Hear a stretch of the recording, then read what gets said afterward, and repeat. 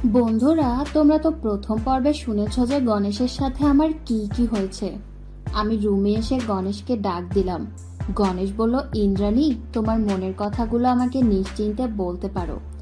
আমি একটা দীর্ঘশ্বাস নিয়ে তাকে বললাম, আমি তোমার মাধ্যমে মা হতে চাই। এ কথা শুনে সে ভ্যাবাচাকা খেয়ে গেল। সে বলল, ইন্দ্রাণী, তুমি ভুলে যেও না আমি তোমার ঘরের একজন সামান্য চাকর, আর এটা কখনো সম্ভব না। ভুল করেও যদি জানতে পারে তাহলে আমাকে তিনি মেরে ফেলবে। আমি বললাম, তোমার দাদা ভাই জানতে পারলে তো? তাছাড়া তুমি আমার সত্ত্বে রাজি ছিলে, আর তোমার দাদা ভাই আমাকে কখনোই সুখ দিতে পারেনি যে সুখ তুমি আমাকে দিয়েছ। বাবা হওয়ার অধিকার শুধু তোমারই আছে, তাই তুমি না বলতে পারবে না। গণেশ বলল, আমার কিছু সময় প্রয়োজন, আমি ভেবে তোমাকে জানাবো। তারপর সে আমার রুম থেকে চলে গেল। ইতিমধ্যে আমার স্বামী বাসায় ফিরল। আমি তাকেও আজ বললাম আমি মা হতে চাই। সে বলল, ইন্দ্রাণী সোনা, তুমি তো জানো আমি বর্তমানে তোমাকে এই সুবিধা থেকে বঞ্চিত করছি, কিন্তু আমি তোমার শারীরিক চাহিদা মেটাতে পারি। আমি মনে মনে বললাম, তুমি কি পারো সে তো আমার জানাই আছে, কিন্তু মুখে বললাম, ঠিক আছে সোনা, আমার কাছে এসো, আমাকে আদর করো, তোমার ইচ্ছে মতো আদর করো।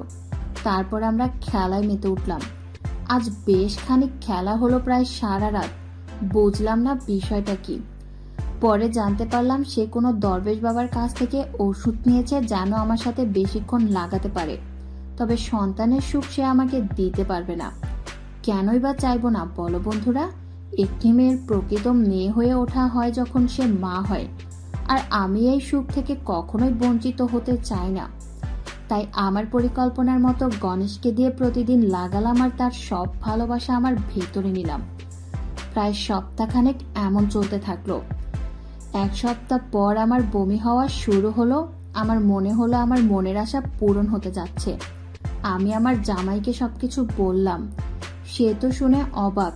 সে সেই দরবেশ বাবাটার জয়গান করতে থাকলো, আর আমি মনে মনে হাসছিলাম আর বলতে লাগলাম, যদি দরবেশ বাবার এতই শক্তি থাকতো তাহলে তো সারা পৃথিবীর মেয়ের কোল কখনো খালি থাকতো না। যাই হোক, আমি আর আমার জামাই একসাথে ডাক্তারের কাছে গেলাম, আর আমার স্বপ্ন পূরণ হলো। বাসায় এসে আমার জামাই সবাইকে মিষ্টি খাওয়ালো এবং এই খুশির খবরটি দিল। তবে আমার জামাইয়ের পরিবারের কিছু লোক কখনো মানতেই চাচ্ছিল না যে আমি আমার জামাইয়ের দ্বারা মা হতে পারি। তাই তারা ডিএনএ টেস্ট করার জন্য আমার জামাইকে বুদ্ধি দিল। সে তাদের কথার অবাধ্য না, তাই সে টেস্ট করার জন্য প্রস্তুত হয়ে গেল। এটা শুনে আমি একটু ভয়ে ছিলাম, কারণ এইটা তো আমার জামাইয়ের না, আর সে কোনোভাবেই বাপ হতে পারবে না। এটা যদি সে জানতে পারে তাহলে হয়তো খুব খারাপ পরিস্থিতির শিকার হতে হবে। কথাগুলো আমি গণেশের কাছে বললাম। সে কথাগুলো শুনে ভয় পেয়ে গেল। প্রথমে বুঝতে পারেনি ডিএনএ টেস্ট আসলে কি। আমি তাকে বোঝালাম। আমি বললাম, আমি যে তোমার জন্য মা হয়েছি এটা প্রমাণ করার জন্য ডিএনএ টেস্ট করা হবে, যাতে করে আমার জামাইয়ের পরিবারের সবাই জানতে পারে এই সন্তান আমার জামাইয়ের দ্বারা হয়েছে। সেই বিস্তারিত সব শুনে আরো বেশি ভয় পেয়ে গেল সে।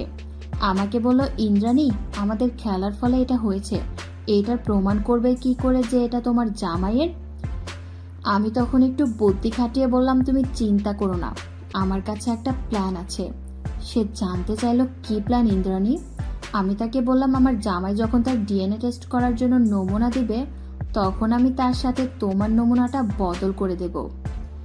সে আমাকে বলল, ইন্দ্রাণী, এখন তো তুমি মা হতে যাচ্ছ, তাহলে কি আমাদের খেলা হবে না? আমি তাকে বললাম, আরে পাগল, কেন হবে না? অবশ্যই হবে, আর রোজ হবে। সে বলল, কিভাবে ইন্দ্রাণী? আমি তো শুনেছি যখন কেউ মা হতে যায় তখন সে এসব করতে পারে না। আমি বললাম, ওসব নিয়ে তোমাকে ভাবতে হবে না, আমি যখন তোমাকে আমার রুমে আসতে বলবো তখনই তুমি চলে আসবে। তারপর আমি আমার স্বামীর কাছে জানতে চাইলাম সে নমুনা দেওয়ার জন্য কি দেবে। সে আমাকে জানালো তার মাথার চুল। আমি বললাম, ঠিক আছে, তাহলে দাও, আমি তোমার নমুনা নিয়ে নিই। সে বলল, ওকে সোনা। আমি তার মাথা থেকে একটা চুল ছিললাম এবং সেটি গণেশের চুলের সাথে বদল করে দিলাম। দিয়ে বললাম, সোনা, এই নাও নমুনা।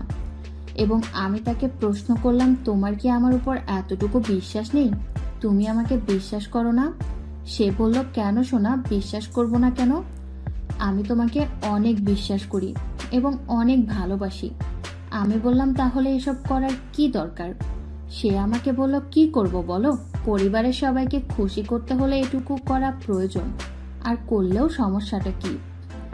আমি ভাবতে লাগলাম বিশ্বাস না করাটাই স্বাভাবিক, কারণ আমি যা করেছি তা যদি সে জানে আমার উপর থেকে তার বিশ্বাস উঠে যাবে, সম্পর্কটা তো নষ্ট হবেই। জানো বন্ধুরা, এটা কিন্তু আমার প্রথম অনৈতিক সম্পর্ক না। এর আগেও আমি আমাদের বাসার কাজের লোকের সাথে অনেকবার করেছি, আর সেই সময়গুলোতে আমি তাকে নিয়ে মজা করতাম। তা না হয় অন্য কোনো দিন বলা যাবে সময় নিয়ে। যাই হোক, আমার স্বামী চলে গেল নমুনা নিয়ে ডাক্তারের কাছে। আমি তখনই গণেশকে ডেকে পাঠালাম। সে আমার রুমে এসে বলল, ইন্দ্রাণী আমাকে ডেকেছো? আমি বললাম হ্যাঁ। সে বলল, কেন? আমি বললাম, তুমি জানতে চেয়েছিলে না আমার মা হওয়ার পরেও আমরা কিভাবে খেলবো? সে অতি আগ্রহের সাথে জিজ্ঞাসা করলো, হ্যাঁ সোনা, বলো আমাকে। আমি বললাম, কমলা দুটোর কথা কি ভুলে গেছো? সে অবাক হয়ে বলল, এটাতেও করা সম্ভব? আমি বললাম, হ্যাঁ বোকা, কেন সম্ভব না? আসো, আমি তোমাকে শিখিয়ে দিচ্ছি। এই বলে আমি এবং গণেশ খেলা শুরু করলাম। সেই নতুন পদ্ধতিতে খেলা করে হতবাক হয়ে গেল এবং খেলা শেষে বলল, এভাবেও যে করা যায় তা আমার কখনোই জানা ছিল না। আমি ধন্য তোমাকে পেয়ে। আমি দুষ্টু মিষ্টি হাসি দিয়ে বললাম, হ্যাঁ, আমিও তোমাকে পেয়ে অনেক ধন্য। আজ তুমি না থাকলে আমি মা হওয়ার সুখ পেতাম না। তুমি আমাকে যে সুখ দিয়েছো তার জন্য তোমাকে অনেক ধন্যবাদ। রাতে আমার স্বামী বাসায় ফিরে আমাকে জড়িয়ে ধরে বলল, সোনা, এ তো আমাদের সন্তান। দরবেশ বাবার ওষুধটি কাজে লেগেছে। আমি বললাম, হ্যাঁ সোনা, কাজে তো লাগবেই, তাছাড়া আমার বিশ্বাস ছিল তুমি পারবে। এই কথা শুনে সে একটু ইমোশনাল হয়ে গেল। আমাকে জড়িয়ে ধরে বলল, বলো তোমাকে কি দেব, তুমি কি চাও? আর যা চাইবে তাই পাবে। আমি বললাম, না সোনা, আমার কিছু চাই না, কিন্তু আমি যদি কখনো কোনো ভুল করে থাকি তাহলে আমাকে মাফ করে দিবে। আমার জামাই বলল, এইটুকু বিষয়, এটা কোনো ব্যাপার না, যাও, তোমার কথা রাখলাম। এই মুহূর্তের জন্য মনে হলো কেন জানি সত্য কথাটি বলে দেই, কিন্তু নিজেকে খুব কষ্ট করে আটকে রাখলাম, কারণ আমি চাই না আমার জন্য গণেশের কোনো সমস্যা হোক।